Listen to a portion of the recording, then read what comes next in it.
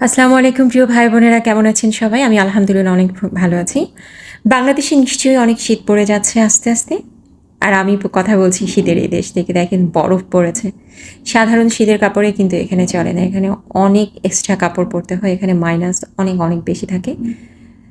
তো এমন একটা সময় গত বছরে আমরা গিয়েছিলাম একটা চমৎকার জায়গায়, যেটা জানলে আপনারা অনেক খুশি হবেন।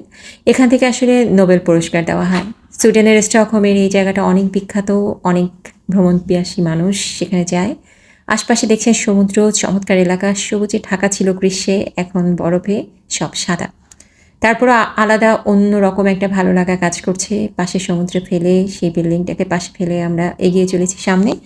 তবে আমার কিন্তু এই বিল্ডিং সম্পর্কে কৌতূহল দমেনি, তাই জেনে নিয়েছি এটার সম্পর্কে কিছু গূঢ় রহস্য। আশা করছি সাথে থাকবেন আর আমার জানাগুলো আপনাদের সাথে শেয়ার করব। স্টকহোম কনসার্ট হল এটার নাম। হোল্ড গিল্ড স্টকহোমের কেন্দ্রে এটি অবস্থিত। গুরুত্বপূর্ণ সাংস্কৃতিক এবং স্থাপত্যের নিদর্শন এটি। 1926 সালে উদ্বোধন করা হয়। সুপরিচিত সুইডিশ স্থপতি ইভার টেং বম দ্বারা সুইডিশ গ্রেস স্টাইলে ডিজাইন করা হয়, যা নব্য ক্লাসিক্যাল বা আধুনিকতাবাদের মিশ্রণ। নীল রঙের আকর্ষণীয় বাইরের অংশ এবং অভ্যন্তরীণ চমৎকার সজ্জা এই স্থাপনাটিকে অনন্য সাধারণ করে তুলেছে।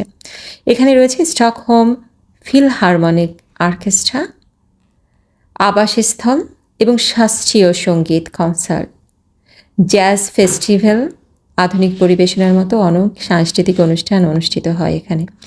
এটি প্রায় 1770 আসন বিশিষ্ট। এর অসাধারণ শব্দতত্ত্বের জন্য এটি বিখ্যাত। নীল রঙের হল হিসেবে এটি পরিচিত, যারা অনন্য ডিজাইনের জন্য পরিচিত। সেখানে নোবেল পুরস্কার প্রদান করা হয় আর তারপরে নোবেল বনকোয়েট অনুষ্ঠিত হয়। কনসার্ট হলের গাইডেড ট্যুর রয়েছে, যেখান থেকে দর্শক এর স্থাপত্য এবং ইতিহাস সম্পর্কে জানতে পারে।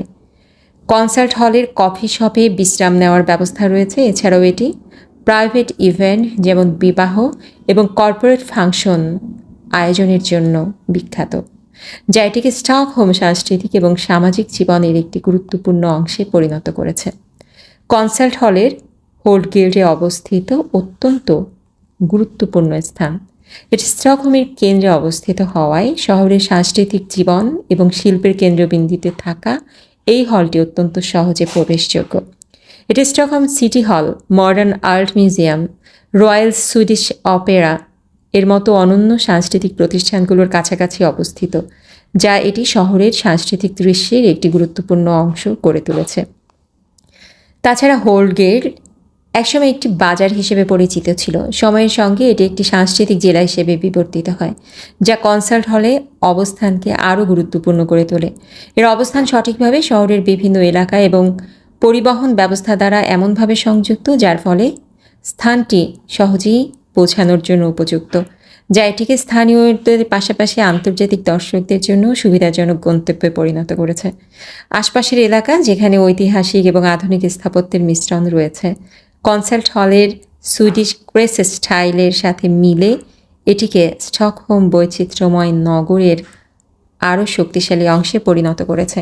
আর চারদিকে চমৎকার সৌন্দর্য আছে, সমুদ্র, সবুজে ঘেরা মায়াময় দৃশ্য, যা এখন আসলেই অবলোকন করা সম্ভব হচ্ছে না, কারণ সব পাতা ঝরে গেছে, বরফে ঢেকে গেছে। গ্রীষ্মে কিন্তু এর অপূর্ব সৌন্দর্য আরও অন্যভাবে ধরা দেয়। তো কেমন লাগছে বরফে ঢাকা এই শহর আপনাদের?